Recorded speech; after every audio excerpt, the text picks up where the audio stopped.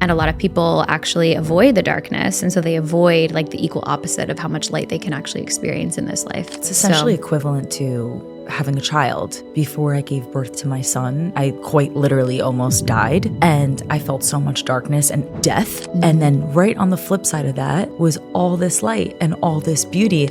It's always right before you get extreme amounts of light and happiness that the darkness, that's actually why postpartum depression exists, because your vessel is expanding, but it expanded so fast that the gap, the space in between it, your vessel's trying to catch up. Yeah. So same thing with depression, same thing like as you evolve, sometimes your soul needs a minute to catch up.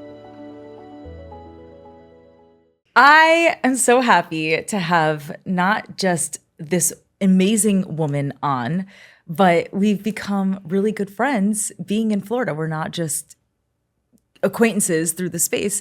We've become really good friends. So this is actually going to be very fun for me. I feel like this is going to be a fun conversation. I'm glad we finally did this too.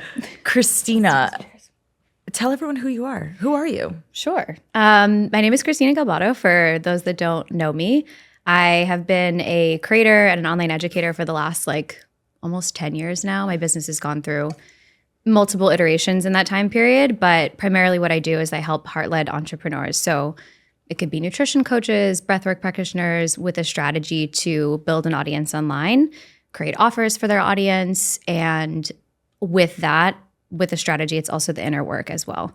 Because as you know, it's like you could have all the strategy in the world, but if your beliefs and your identity is holding you back from actually taking action, then you'll never really get anywhere. So that's the kind of two. I have so many followers that reach out to me and they always say, where do I start? How do I don't even know what to do. I'm like, you have to go to Christina. She literally has a course called Be Seen. And they're always flabbergasted. They're like, oh, I didn't even know that was a thing. I didn't even know I struggled with that. Yeah. I think quite often that women don't realize that they even have an issue with a struggle, a frustration of being seen. Totally. But what I love what you're doing, which I find to be so fascinating, it's so simple, but it's so deep. Just the thought of showing up online can be frustrating, humiliating, suffocating. And I feel like it's something you've experienced and something you had to go through your struggles. Yeah. And that's why you're so talented at it. Why did you start this? Where were you at with your mindset that you felt you weren't being seen, and how did you get through it? Yeah, I mean, so to give a little bit of context, so I've had courses for the last 7 years, and my initial courses were actually all strategy related. So they were all content related, like how to, the planning content, batching content, creating it, all of that. But I've worked with over 20,000 people. I've had 20,000 students in my courses. And what I realized, the difference between people that got results and didn't get results was a lot of that subconscious stuff around fears around being visible. And it shows up in really sneaky ways. So a lot of women will be like, oh, I'm procrastinating on this post. Like, it's just going to take too much time. Like, let me just set it off until next week. Or kind of watering down their story, or following a lot of trends, but not really sharing authentically. So it shows up super, super sneaky. I have never really struggled too much with being my authentic self online. I've struggled more with the in-person being seen, reaching out to others when I need help, public speaking, things like this podcast, for example. But sharing authentically online has always come really easily to me, actually. Very cool. Yeah, because quite often we speak about the things that we're struggling with. So when it comes to being seen, even though you felt really confident online because you're doing your own thing, you're in your workflow, you're doing your shtick, but then in real time, you're like, oh, I'm struggling being seen in this way. Yeah. And it's so beautiful to be able to articulate that and express that through creative ways too, and help others do it. Yeah. And I think a lot of people kind of don't realize how much so for example, I worked with my last kind of cohort of students. One of them was saying, that the work we did together helped her show up more consistently and authentically and confidently online, but she didn't realize how much she was kind of minimizing herself in person. So all the work that we did helped her show up more confidently in work situations and social situations, because it all matters in all contexts. What's your overall mission in this life? Why are you here?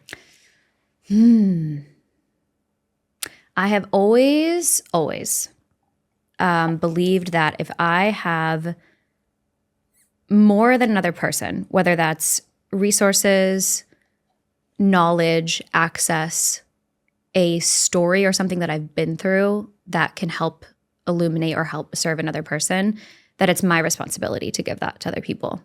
I've been through a lot in my life. I've been through a lot of hardship in my life. And I believe my message is helping other people really understand that what they've been through is not only their superpower, but when shared, it can help so many other people. And that's how you really transmute darkness and shame and your shadows into something beautiful, is by sharing it with other people. To know Christina is to know that she actually really embodies spirituality. It's one thing to teach it. Thank you. It's another thing to embody it. And one of the biggest spiritual components of Kabbalah is understanding that we all come here with gifts. And it is actually our duty to share that gift, to help not just amplify ourselves, but others, and to use one another's gifts, because it actually helps us just become closer and more creative, more connected to the creator. Yeah. Because we're understanding our gift and then sharing it. And quite literally, the course of being seen allows women to say, this is my gift. This is how I can share it with the world. This is how to monetize it. And this is how to receive as well. Yeah. Really powerful. Yeah, because I think there's something too, like in the spiritual world, where it's like you kind of don't allow yourself to get paid for your gifts. Do you feel that? Like there's some resistance around allowing other people to give you money in exchange for helping others in some capacity. And so I believe that you don't need to choose between the two of them. And yeah, I'm in Kabbalah right now, which has like been the most amazing, honestly, experience ever. But they do talk about like those moments of darkness in life is where so much light is created. And a lot of people actually avoid the darkness. And so they avoid like the equal opposite of how much light they can actually experience in this life. It's essentially equivalent to having a child. Before I gave birth to my son, I quite literally almost died. And I felt so much darkness and death. And then right on the flip side of that was all this light and all this beauty. I remember the doctor said to me, I was pushing for 4 hours. I had the epidural, so I couldn't feel anything. And I'm super sensitive. Yeah. So I was just sitting there like a potato, like numb. I'm like, I can't even feel anything. What's going on? And he said to me, he was like, Liz, after 30 more minutes, 4 hours, that you literally legally cannot push anymore.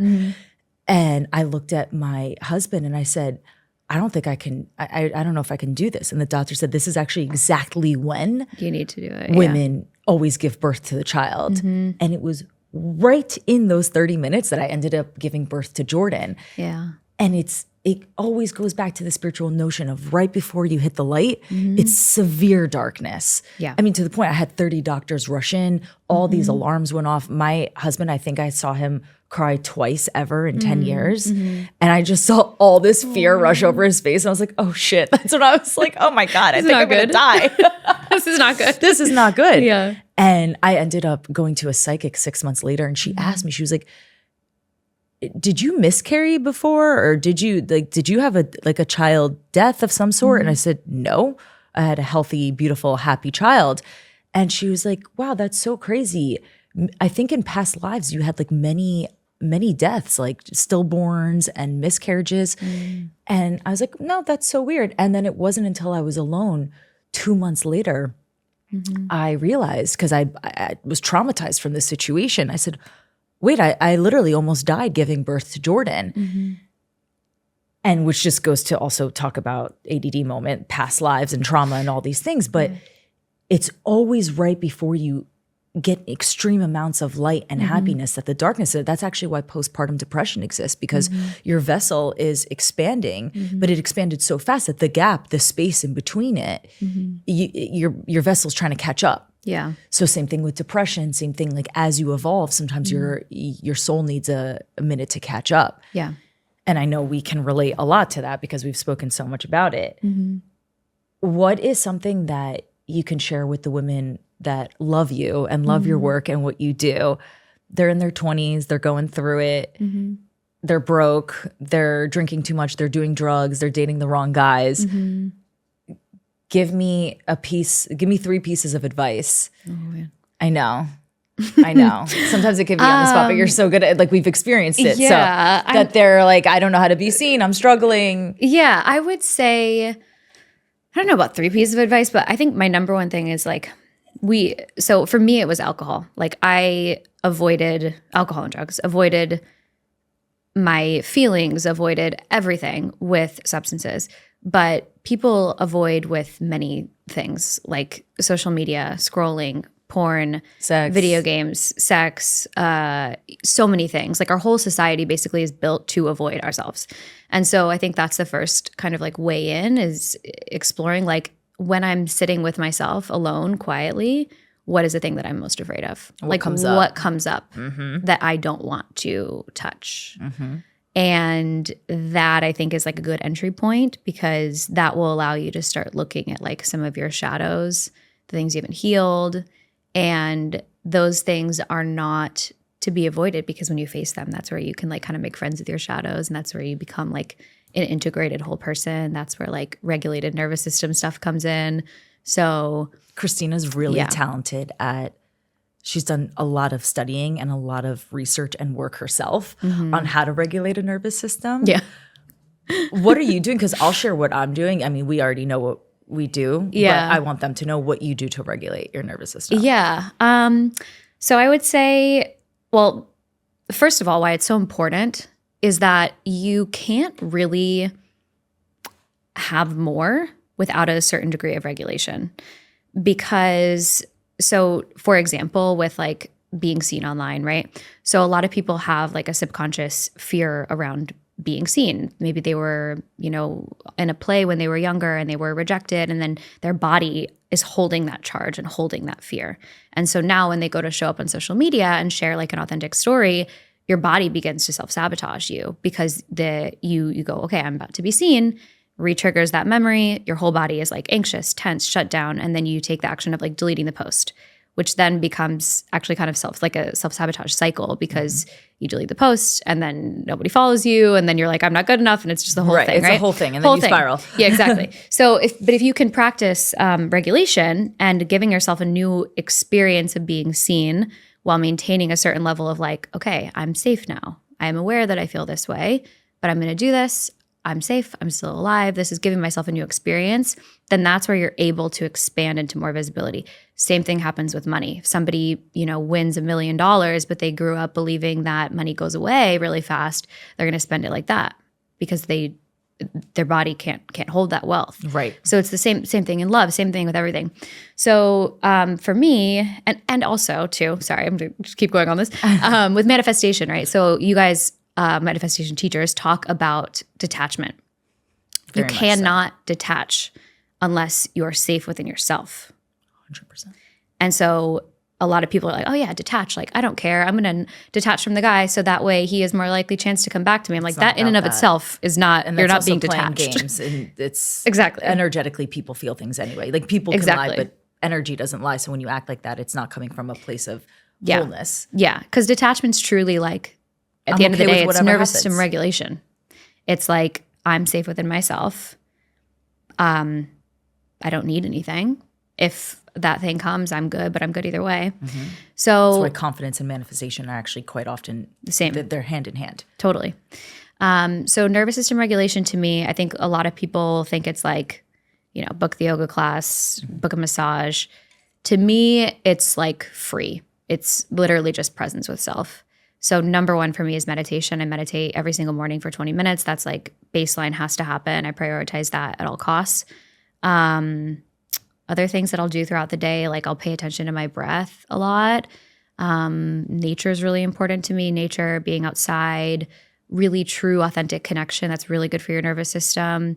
And a tactical takeaway for people would be if you can find a routine with those things. Your nervous system likes the predictability of routine. So that's why I meditate every morning, pretty much the same time. I follow kind of a routine no matter whether I'm traveling or at home. Your nervous system likes that. Yeah. I always tell Jordan, my friends often make fun of me because I say, Jordan's 6 years old, and he always tells me and everyone, winners have routines. I love that. And I'm like, That's but so it's cute. true. Yeah, it's you true. know, my son, every morning, 100%. we pray. He vacuums the entire house. I love that and for we you. do abs. We do 4 minutes of abs because I want him to get into the habit of moving his body in the morning. People are like, don't you think that's a little intense for a 6-year-old? I'm like, I don't know. Is it? He just got accepted into the gifted program. He's kind. He's respectful. Yeah. He's always checking on everyone, making sure they're okay. I think it's really important to create these routines. I didn't have that growing up. My really mom was a important. single mom working 3 jobs, getting her master's. She had no life of her own. She was always trying to do a million things. So I wasn't, I still don't make my bed in the morning. That's kind of like the last piece of having the routine and structure, which it is like all these things they say in boot camp, in armies, making the bed is the first thing that they do. These routines are more than just about being perfection and, you know, having this quote unquote Instagram lifestyle. It's really to create structure so that you can be whole within yourself. Yeah. I started when I don't have my son, it's different than when I do. My morning routine looks different. I don't get to meditate and do all the things like inject peptides and journal. But when I don't have them, that's when I get to regulate my nervous system a little bit better. Yeah. Because I'm able to wake up without having to like get in the car, rush to school, Totally. drop off. And Totally. that takes essentially an hour and a half of my morning. Yeah. So for the moms out there, Yeah. you still have to make your husband, or if you're divorced, whatever it may be, make at least 15, 20 minutes for yourself because it does regulate your nervous system. Yeah, it can literally be like 7 minutes as long as it's a predictable thing. But yeah, I get that because it's like most people don't have like an hour and a half, 2 hours in the morning to do They thing. don't. I stopped journaling recently. I'm like out of my healing era. It's time to be crazy. I'm like meditate and then I just go straight to the gym. I'm like, I can't. Conversations we have because a lot of us sit on like I'm the done floor healing. in my living room, and we have such a great community of women. Yeah, in Miami, it's so good. It's so important. It is.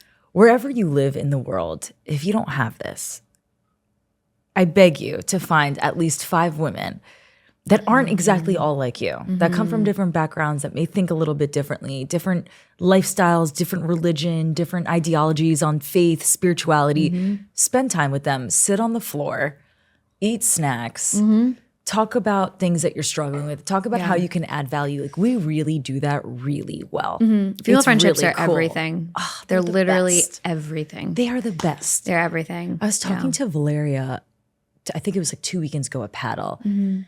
And we're talking about therapy, spirituality, the whole 9 yards. And she said something really interesting to me. And I think that she would appreciate me sharing this because she's such a transparent person. She's like, you know, Liz, I was talking to my therapist and my therapist said to me, when are you the happiest? And she was like, honestly, it wasn't when I'm with my husband, with my kids. It's when I'm with my female friends. And my friendships are so nourishing to me. Yeah. And I said to her, I was like, you know, I really feel the same way. And I think a lot of women make the mistake, I know I have in the past, I don't know if you've had this, where we think that the men that are in our lives should be everything to us. Yeah. Our partner, our lover, our best friend, our therapist, our workout partner. They're not supposed to be everything. No. They're not supposed to be the one that you go to the movies and watch a chick flick with. And I used to make the mistake of assuming that they have to do all of that with me. And that's simply not the case. No, I think women get into a lot of trouble. And it's also, there's I too think much women like, get into a lot of trouble. with that specifically. And it's like also a lot of pressure on the relationship. I think women get into a lot of trouble. Period. Point blank. That's it. End of sentence.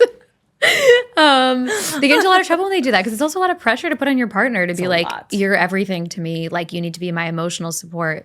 You need to be my, like, no, you need female friend. I don't know if I'm too far away now, but I makes moved up everything. I move a lot. Yeah, I moved. Okay. And it's so interesting because as you age, this is something you realize. As I've aged, as I've evolved, as I've become the best version of myself, I'm like, whoa, like, why did I expect my husband to be everything all the time? It's so unhealthy. It is, yeah. And it's different too. Like, obviously I'm single. I've been single for about a year now. And so Do you feel like you did that What? in your relationship? Do you feel like you expected him to be all these things? No. Okay. No. I feel like I did that often. No. But you had a marriage. Mine was like, you know, shorter relationship. But yeah, no, now it's like I've created such an amazing community of women that like I would die. Like if I'm like crumbling and I don't have someone to call, like that's For sure. It's everything. For sure. And you've gotten a lot better at being like, I'm help. Trying. Yeah. Yes. Yesterday, I was struggling with something and I called my friend and I was like, this is a really big moment for me. I am melting down and I'm calling a friend. Like, because I've told you this before, like my tendency is to isolate for sure. Like when I'm struggling, I isolate. I could create an online course on how to sink yourself into depression as quickly as possible. Like that's my mechanism. You shut down and just go shut down and spend time alone. Yeah, totally. Yeah. Totally. So my growth moment, at least in female friendships, is to reach out. In romantic relationships, I'm weirdly not like that quite as much. So it's just kind of different areas for different work to be done. Yeah, I feel like I never had an issue with reaching out and saying I need help with anything. But I really learned in the past years when I went down a really deep spiritual path and really went back to my roots and went back to everything. I realized that I had never figured out how to be alone. I never figured out how to spend time by myself. I'm too good at it. Because I'm so extroverted and I'm so chatty and I'm always like do a million miles an hour. And I really got comfortable with being by myself, almost to the point where I was like, I now understand how people can get in the stuck phase of being alone once they have their home, their routine, their bed. Totally. That's the flip side of it. That once you do the work, once you get really deep and you really figure yourself out, you can become too comfortable with being single. Yeah, exactly. And that's the realization I've come to recently. So we're dating and again. now we are here. We're dating again. I got there too. No, listen, I got there too again. recently where I was like, whoa, like Raquel actually told me, she said, your bed, your side of the bed is completely full with the nightstand and flowers and candles and all these things and your little CBD bedtime gummies like in a beautiful tray. And then on the other side of the bed is filled with books and cups and all these things. There's no physical space. You say you want a partner, but there's no physical space for anyone else. And Jordan's in your bed every night. And I thought to myself, what a spiritual thing to state, because in order to receive something, you need to make space for it. You need to clear it. And I felt like that was an actual channeled message from God 100%. Saying, if you actually desire this, you are subconsciously doing the opposite. Yeah. Something I realized that I was doing was saying like, oh, I don't have to like do anything for my like husband to come. He's just going to come. And yes, there is like a spiritual aspect of like divine timing. When it's meant to happen, it will happen. I 100% believe that. But I was also using it as a mechanism to just be like so fiercely like independent. And like, it's beautiful because I've built this life that feels very full, but I am ready to meet a man that will like provide like a safe foundation for me to blossom from. And, Partnership is everything. Yeah. You can quadruple everything. Yeah. And for a man, how they benefit. Yeah. I mean, for a man to be in the energy and the presence of a woman, he only will multiply everything in his life. It's not just spiritually 100%. Proven, it's scientifically proven. 100%. Which is so interesting that quantum physics and spirituality for so many years, people made fun of, if someone eats halal or kosher, saying, oh, it's just religious and it's just a rabbi or someone blessing the food. But now it's actually proven that the way an animal dies, it's imperative that they're dying in a way that they don't feel pain or they're not suffering because it's an energy transfer. Totally. And what sounded ridiculous back in the day is now scientifically proven through hormones, through stress, through cortisol, that it does affect us. Everything affects us. Yeah. So if we know that and we're moving through our lives through the matrix as we know it to be without being conscious of anything, then that's what you shall receive. So even small things like not making space in your home for a potential partner does actually make a difference. Yeah. And being like super protective of your energy and who you're spending time with. And even like, I take my time and energy so seriously now. Yeah, you do. Really, really. Like that is one strength I would say that I have is I have a lot of strengths, but one of them is I'm very, very diligent with who I give my time and energy to. And I've gotten better at setting boundaries with that. Like if a part of me is like, I actually don't want to do this, I'm just gonna be like, no, I don't want to do it. Yeah. I've had to like kill the people pleaser because it just makes me miserable, makes everyone miserable. Correct. So, and you want to be really cognizant of like who you're around, the words that they're speaking, the beliefs that they have, the choices they make, the limitations they put on themselves, because those will become yours whether you like it or not. Not even a question. They will become yours, and your life will get either smaller or bigger depending on who you're around. So yeah, and I think it's important that when you are in a place that's darker, if you're surrounding yourself, like I remember in my 20s, I was a typical 22-year-old struggling with whatever it may be. But I was surrounding myself with women that were just young, fun, wanted to party. That a lot of them had family money. I didn't. So I wanted that. Yeah. I desired that. But that lifestyle wasn't mine yet because I didn't earn it. Yeah. I didn't earn it. So to just jump into it without earning it is also a container and vessel thing as well. Super fascinating concept Very we're learning much about so. right now. Very much You so. can explain it a lot more than me, but yeah, that's really fascinating. You need to have the container and the vessel to hold it. And if you don't, then it's essentially the bread of shame. And bread of shame is when you receive something too quickly, which can also be in relationships. It can be in many forms. But Child stars.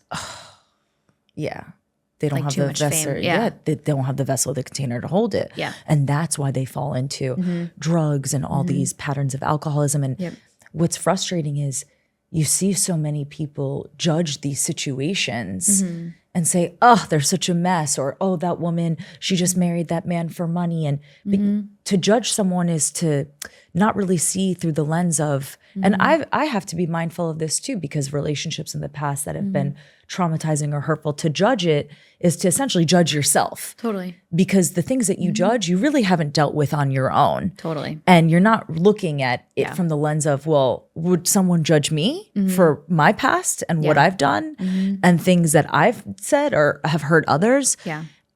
To the point that I got a message over the weekend. I had a guest on my podcast who's going through some personal things right now. And a woman who is beautiful, has a huge business. She messaged me saying that she couldn't believe I had this guest and that she's a horrible person and she's done this and she's done that. And I said to her, do you know this person to even judge them? But even more so, would we want someone to message someone else about us saying, have you seen Christina? Have you seen Liz? Do you know who she was in her 20s? She was an alcoholic, or Liz was, married and never had to take care of anything on her own. What does she know? Or does these judgmental notions? Yeah, it's crazy.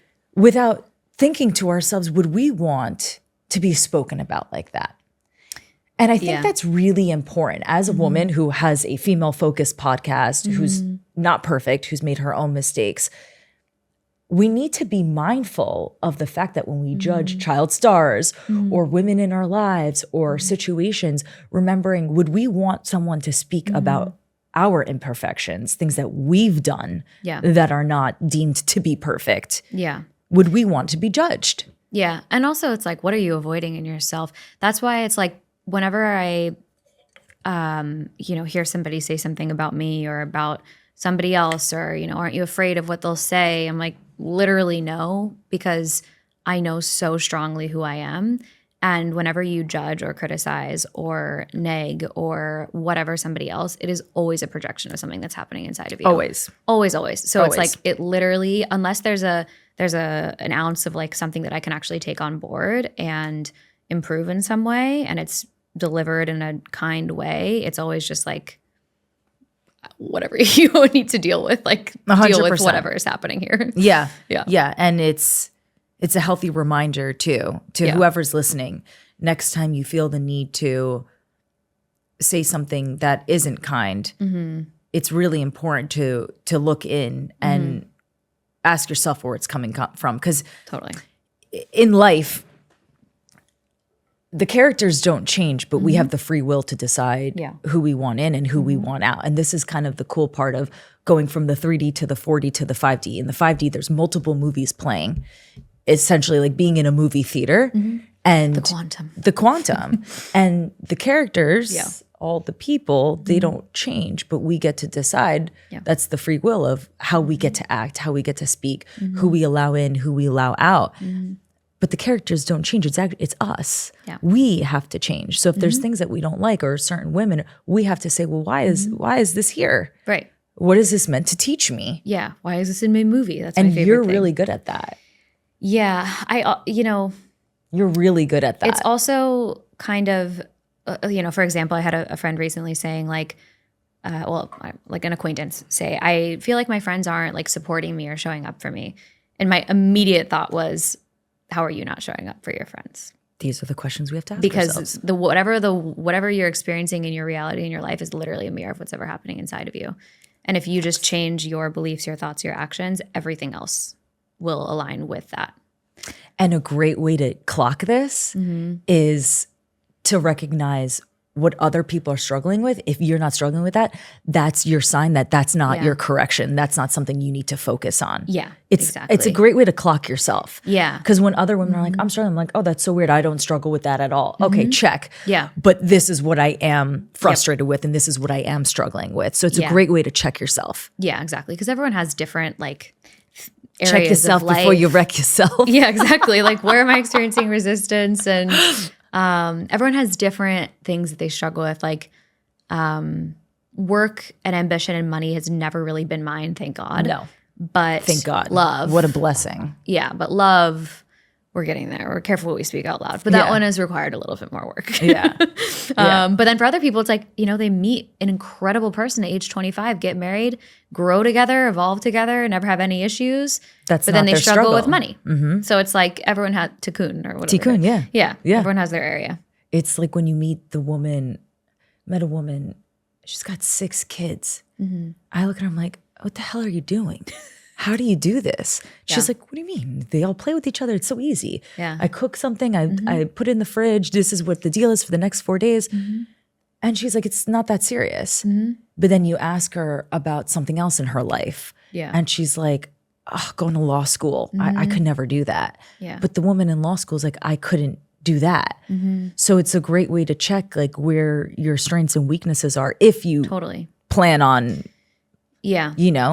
excelling in another area. You really just realize you have to transmute the energy that you're so good at something else and just learn how to transmute that energy into another area of your life. How do you do that? Through consciousness, through routine, through belief. Yeah. It's really interesting because we see it all the time. Like some of our girlfriends are like, oh, I crush this. This is so easy for me. And other things they're like, I don't even know how to wrap my brain around that. Totally. I'm like, but you do. Yeah. You just need to transmute. Yeah. And it's also like you're not stuck with whatever circumstance you're in. Like you always have the power to change whatever you're experiencing in any area of life. I feel like a good way in for people is asking themselves, like, what do I believe about this specific area?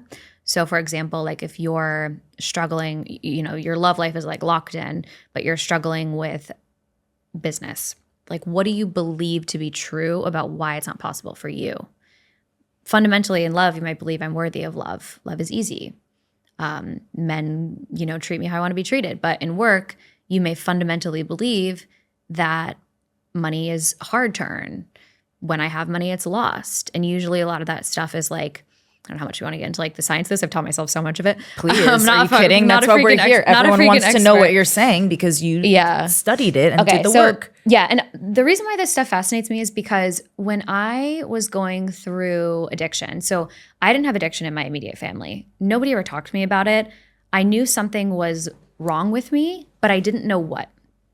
I didn't understand why my brain was working the way it was. And so when I got sober for the last time, I started to learn a lot about neuroscience, a lot about the brain, a lot about dopamine reward pathways. And that was really empowering for me because I understood that nothing was actually wrong with me. My brain was working exactly the way it should. It was just like maladaptive. But that was really empowering to understand how my brain was working. So that's kind of what like started this for me. But a lot of the subconscious stuff is really interesting because basically when we have different brainwave states. So right now when you're like awake and you're talking, your brain is primarily in like beta and alpha. I'm not like a neuroscientist, so this might be wrong. But beta and alpha. Okay, so your brain activity is more active, your conscious brain is more online. When you're like in a hypnotic state, for example, your brain goes into theta. And when you're from 0 to 7 ages old, your brainwave primarily is theta. So you're literally between the ages of 0 to 7 being programmed. That's why I tell people I program Jordan. Yes. Like anything you hear, any experience you have that you internalize or misinterpret becomes your operating system for the rest of your life. Facts. So if you're if you're 4 years old and you see your parents go through a nasty divorce and you learn that men leave, why do you think when you're 35 years old, you are constantly bracing for a man to leave you and sabotaging the relationship? Not even a question. Yeah. And so that's like you learn these beliefs about money, about health, about the way your mom talked about her body, like all of those things become imprinted in you.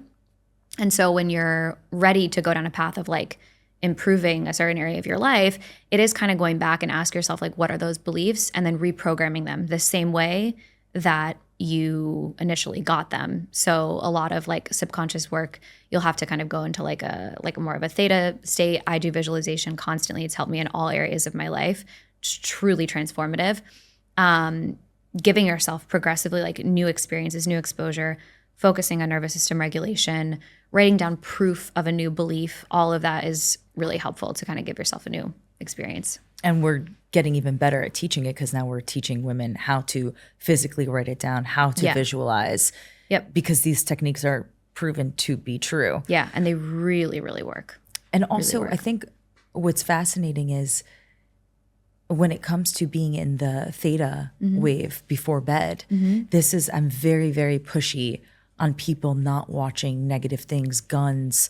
I hate reality TV. It makes me physically ill. Like seeing women argue on TV to me is like the worst. It is just the lowest of the low. I don't care how entertaining it is. It really is the lowest of the low for many reasons. I agree. Falling asleep to that, it's going to create it in also your reality. Yeah. So when you're watching things and it becomes normalized, women fighting, guns, blood, these things become so normal. And to watch that right before you go to sleep in theta, this isn't woo-woo. It's not science, ridiculous. It's science. It's science-based that it actually affects you. Yep. So with that understanding, if you make these small changes, not everything immediately, it's not ever going to be like that. And you're never going to be perfect anyway. You're always evolving. Yeah. But these small moments, these little incremental changes, they do make a difference. Yeah. Meditation's not just to sit there with your hands like this. It's to get into the understanding of how to rewire. Yeah. It's rewiring. Yeah. Yeah. And I think another habit people have is like looking at social media right when they wake up, which is like, you don't? No. I have that shit blocked till 9 a.m. You have the Opal app? Yeah. And honestly, even when I like have the Opal app deleted, because sometimes I'll want to work around it on like weekends, my brain, like it's a habit now. I won't look at all. That's one of the last things I want to do. Yeah. And I want to charge my phone across my bedroom. Do you do Yes, that? and get like a Hatch alarm clock. That's like the one thing. What's like, the deal with Hatch? Kelsey told me about that. It's just like a sunrise alarm. What does it do? It's just an alarm that's not your phone. Okay. Yeah. So like But if you has wanted a to, pretty light or something? It's yeah, nice? it has like a sunrise glow if you have like a dark bedroom. But I mean, the reason why I use it isn't for the sunrise glow. It's like just because it's not my phone. So because I'll keep my phone in the kitchen, and I use the Hatch as like the actual alarm clock. See, this is why I'm always even getting inspired by my friends. It's true. This is something I've been saying for the past few months. I'm like, Liz, this is kind of one of the last few pieces that would really help you. Yeah. Yeah, I'm going to do it. You need to. This is my because sign. It's for a couple of reasons. It's like, first of all, when you think about it, you wake up from sleeping, and I'm not speaking at you. I'm speaking at anyone that looks at social media when they do this. Like, and me. And you. Like, and you're picking up your phone and you're looking immediately at numbers that are coming in. You're looking at what other people's lives are. It's immediately dysregulating. Not only that, it fucks up your dopamine. I don't know if I can swear or not, but like it messes up your dopamine. And then for the rest of the day, you need that like reward of social media or sugar or whatever is going to give you that quick hit dopamine. And so if you can kind of like wake up, no social media, meditate, like set your own kind of like frequency for the day, have a really regulated morning, then it will also help you be more productive throughout the day, more regulated. That's like honestly the number one tip I can give anybody is no social media in the morning. It's really transformative. I'm taking that for sure because it's something that I've been talking about for quite some time. Yeah. And now it's actually time to implement it. Yeah. It really makes a difference. Hatch, charge your phone in the kitchen so it's not physically in your bedroom. Yep. And the truth is what's really happening in the morning at 7 a.m., 6:30 a.m., that's chaotic. Nothing. Nothing. You don't need to see your numbers, just wait. Yeah. And blue light glasses. Like I have like the 99% blue light glasses. So I start wearing those at like 7 p.m. like freak. But they help me a lot with sleep. So I wear the 99% blue block. In the morning? At night. I was going to say, like, why in the morning? I don't know. Now we're talking about nighttime. Okay. My nighttime routine. Now I've switched. Now we're going to bed. Like, in the morning? What's now the we're going to bed. blocking? No, don't do that. Don't do that. Now we're going to bed. We switched thoughts. Actually, the one thing I do need to work on though is social media before bed. That's my one thing, and that would help me a lot if I stopped doing that because I could sleep better. But here we are. As I'm saying this, like I can't help but, I'm Middle Eastern as well, so I can't help but think like how lucky are we that we get to think about how to have a slow morning and a regulated morning. And with that said, to be respectful and conscious of all the women in the world that don't have that and don't have that ability, because we are really blessed and I don't take it for granted. To know me is to know I don't take my blessings for granted at all, especially with the way I grew up. Yeah. But with that said, there are things that you can do if you live in a place where you're not able to regulate the first thing you wake up, whether it's kids, war, poverty, whatever that may be. Yeah. The way that I would suggest to find that peace is to find 5 minutes alone, whether it's in your car, sitting on the ground to ground yourself. It's free.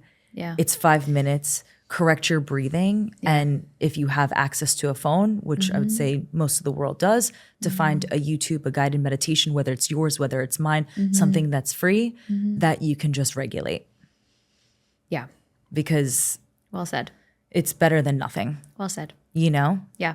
And also, there's talking about like the Maslov? No, what the hell is that called? Maslow's hierarchy of needs. I've never heard of this. It's what you had at your presentation, the pyramid, the hierarchy of needs, where like self-fulfillment's at the top. And then like I got that from a book. I didn't know that was I pulled that from one of the books that I've read. I didn't know that. I think it's Maslow's. That's so interesting. You would know that. Maslow's hierarchy of needs. Yeah, I'm a freaking nerd. I mean, you're a nerd too. I don't know why that came into my brain right now. Wow, that's actually really interesting because when I pulled that from a book I read, I didn't look at what it was called. Yeah, I was just like, oh, this makes so much sense logically. Yeah. My whole point with that was just that like sometimes other things need to come before that, Yeah. I'm like, I didn't even know that was, I was just like, oh, someone created this. And it might be freaking wrong, but I'm pretty sure it's Maslow's hierarchy of needs. Who's Maslow? Sorry, Maslow. I'm such a nerd. When you pulled it up, I was like, Maslow's hierarchy. Are they still alive? Yeah. Like, are they still alive? I have no freaking idea. You're like, I actually researched that and I know who created it. Yeah, and I'm just like, this is brilliant. Put it in the presentation. I'm a nerd. It was developed in 1845. Were you really good in school? No. Interesting. I would assume you would be. No. I mean, I was like partying. I was horrible at school. I like to learn. A's I ever got were public speaking and history. Nothing's changed. Mine, I always hated history, but now I think I would do well in history. I've always been a strong writer. I've always been a strong writer. Like I was AP English. I could see that. I've always been a strong writer. But math. I failed college algebra 3 times. Oh yeah, no, math is not. That's why I didn't make it through nursing school. My strong suit. But I love like learn. I mean, the same as like, I think that's why we get along so well is that like, I love talking about, I'm very intellectual. I love talking about like theories and different like ways of thinking and how they can complement each other and things you can learn from, different things. That's why I love our friends is because all of us love to learn. Yes. And that's like, my brain needs that stimulation. Yes. Like, I don't want to talk about, how many siblings do you have? Like, right. It's I like don't care.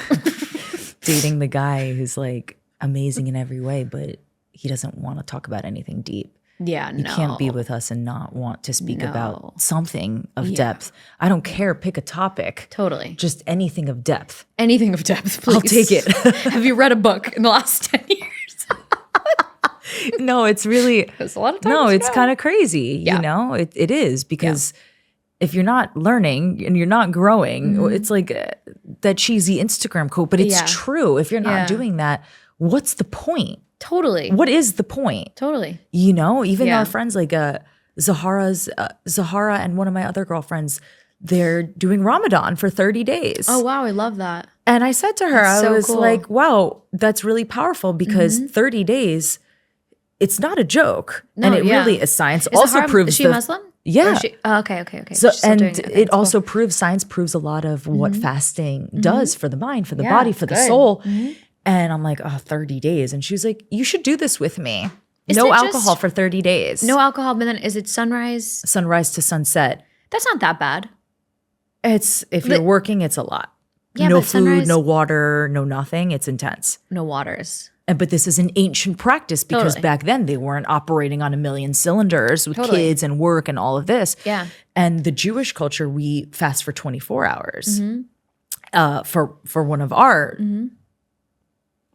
holidays. But 24 hours I struggle.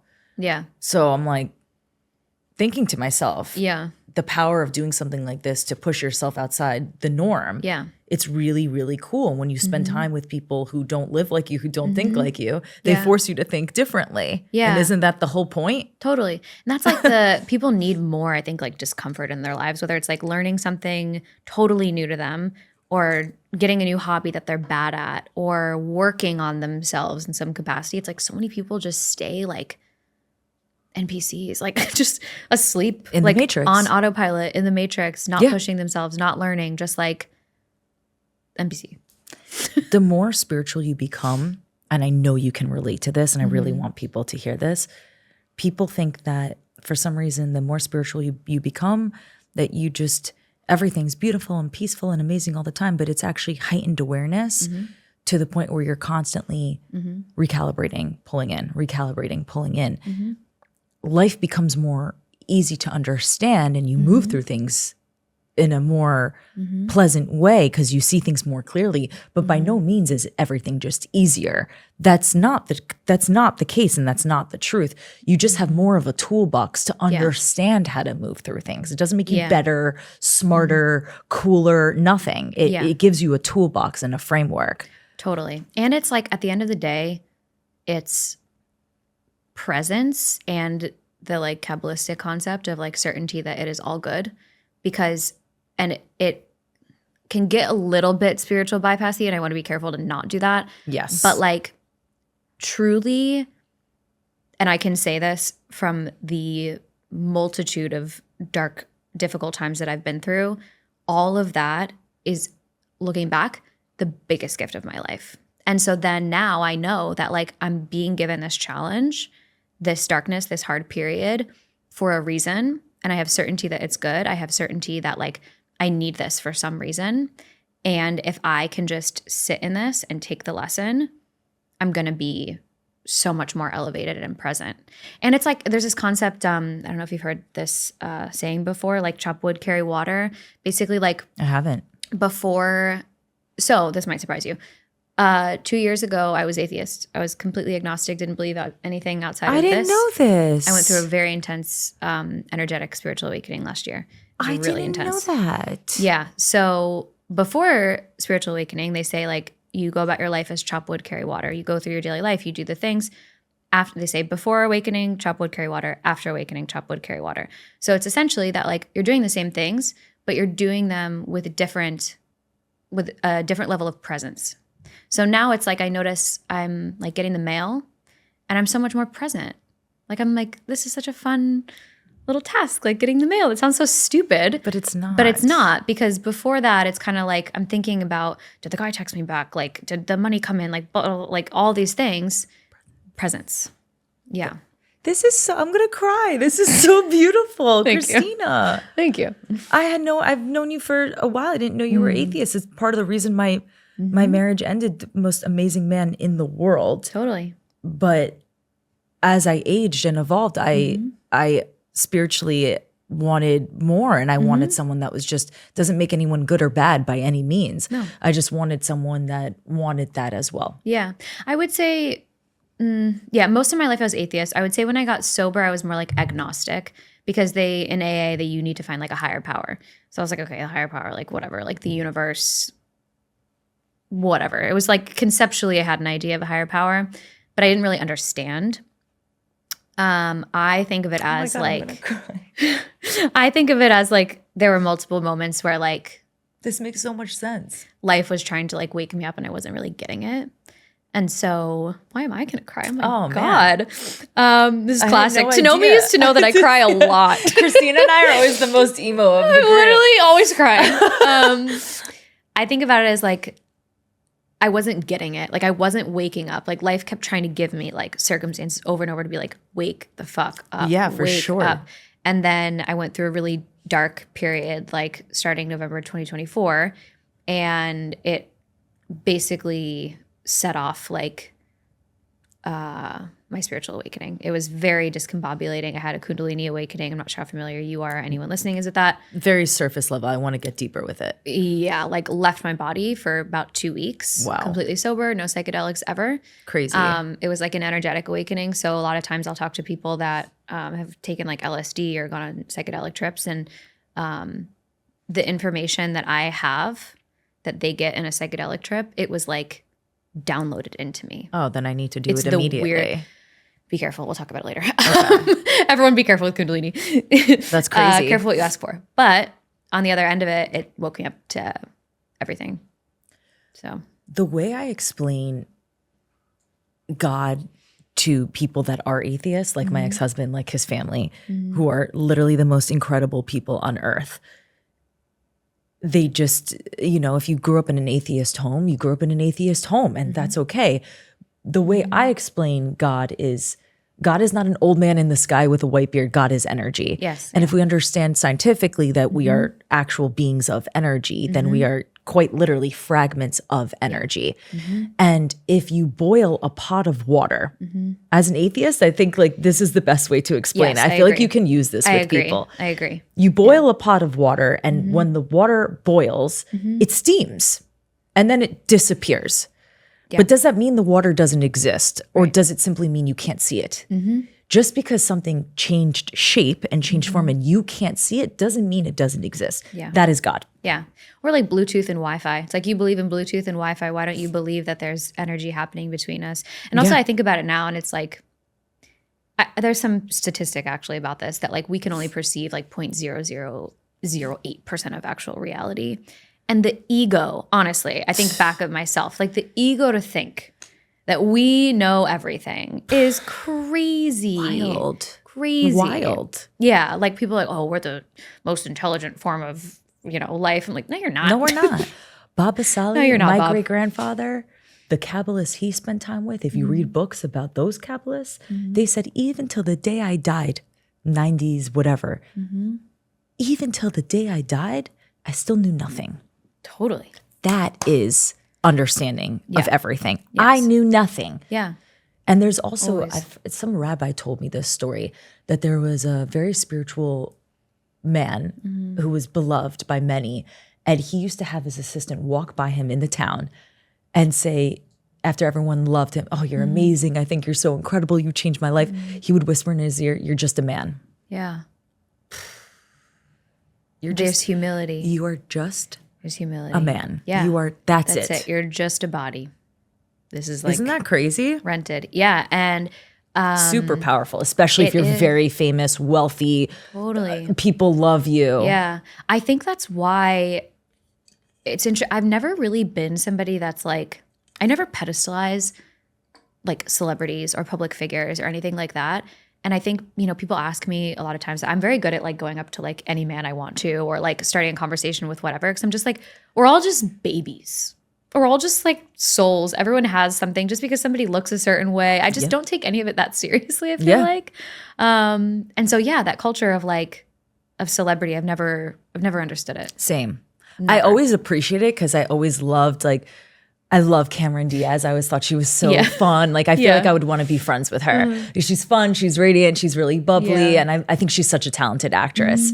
So I always appreciated the art of that because it's not something of interest to me. So I really love to see someone be in their light and be so confident in it. Yeah. But the obsession with celebrity culture, I really feel I don't know, And like the maybe pedestalization. I feel like it really is crazy. changing. And even It they is, are trying to figure out, because living in LA for so long, I knew so many actors and actresses, and what I found them to struggle with, and I can't speak for all of them, I'm not trying to, but they struggled with knowing who they are because they always had to be something else. Totally. I used to have to take acting class for TV to know how to position myself in the frame and how close to be next to someone. It taught me so much about presence, of how to speak, how to read off a teleprompter if there were certain facts I needed to remember.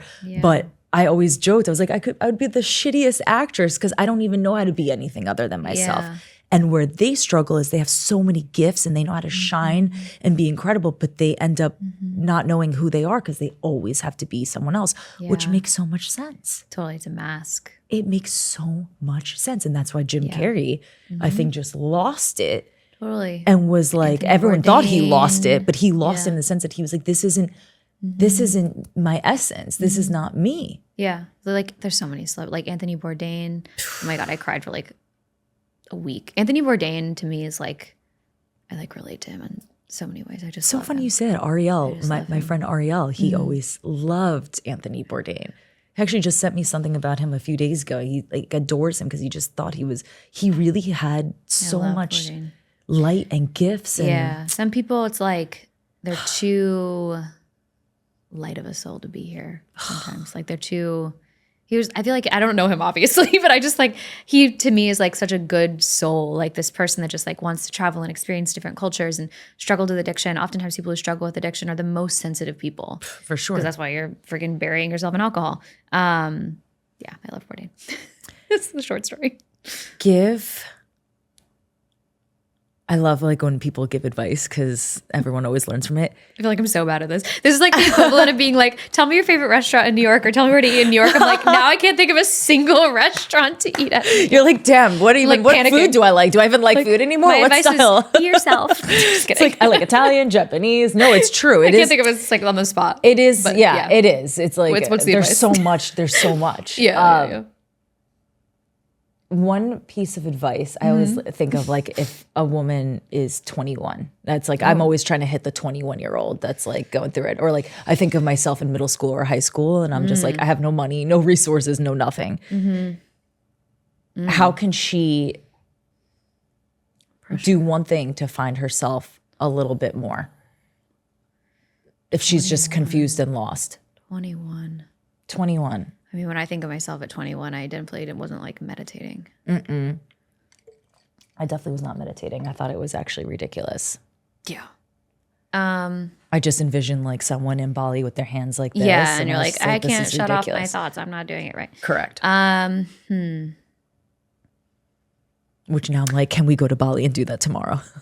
We're going in June. I know. Brittany's trying to push Come me to do with it. I actually us. would. I It's would. literally, I mean, you can take videos like me. Liz always jokes that you know those videos of like the guy on the thing in Bali holding the matcha? That's like my whole personality. Like if there was like a trailer for my life, that would be my trailer. I mean, what a beautiful life to create. yeah, What a beautiful life to create. I love a Vespa. Beauty, financial freedom, happiness, spirituality, peace. A man coming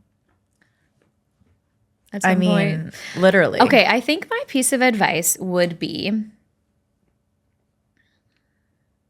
the people that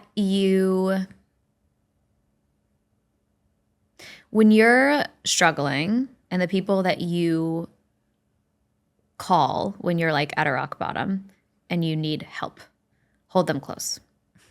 Don't get lost in the sauce of like networking, who you need to be seen around. Find the people that are truly like your soul people, and do not underestimate how important those people are in your life. I'm going to cry again. Is that sure me? Hold them close. For you? It's a lot of people for me. Yeah. Hold them really close and don't take them for granted. Yeah. Yeah, that's my Raquel for sure. To know someone who loves you when you have nothing, no one wants to be around you, you're at your lowest, you can't work, you can't think, you can't breathe, you're suffocating. The person that will be with you then will be with you through everything. Yes. Beautiful. That's Jen for me. That's my family for me. That's Sam and Alyssa. I feel like I'm at an award show. Thank you, everybody. Thank you to the people who love me Thank when I you was for shit. answering me when I'm horrible. Where can everyone find you? Christina Galbato on everything. On everything. Nice and simple. YouTube, Instagram, Yep. TikTok. How do you spell Galbato? Galbato. Galbato. That's it. Thank you. This is is great. amazing. I it love was great. you. I love you too. It was great.